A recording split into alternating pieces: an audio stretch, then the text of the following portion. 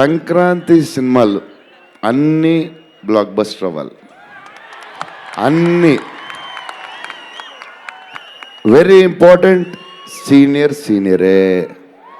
Senior దగ్గర నుంచి నేర్చుకుందే మేము, సీనియర్స్ తర్వాతే మేము. 100% సంక్రాంతి అన్నీ బ్లాక్ బస్టర్ అవ్వాలి.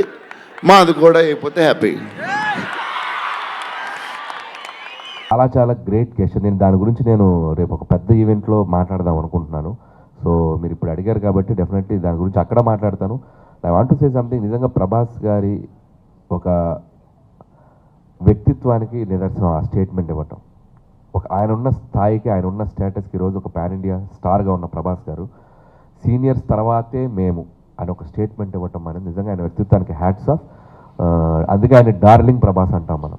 సో ఆయన నేచర్, ఆయన హ్యుమానిటీ కాబట్టి ఈరోజు ఆయన ఆ స్థాయిలో ఉన్నారు. సో ఆ స్టేట్మెంట్ మాత్రం నిజంగా హ్యాట్స్ ఆఫ్ ప్రభాస్ గారికి. సో ఖచ్చితంగా మా తరపున రాజా సాబ్కి 8th ప్రీమియర్స్కి మేమందరం మా టీంతో వెళ్ళి ఆ సినిమాని మేము సెలబ్రేట్ చేసుకుంటాం. అది త్వరలో చెప్తామండి. అంటే అది ఇంకా ప్లానింగ్ జరుగుతుంది, ఎట్లా రిలీజ్ చేయాలి ఏంటనేది. అండ్ ప్రొడ్యూసర్స్ వాళ్ళు చెప్తారు అది ఎట్లా ఏంటని.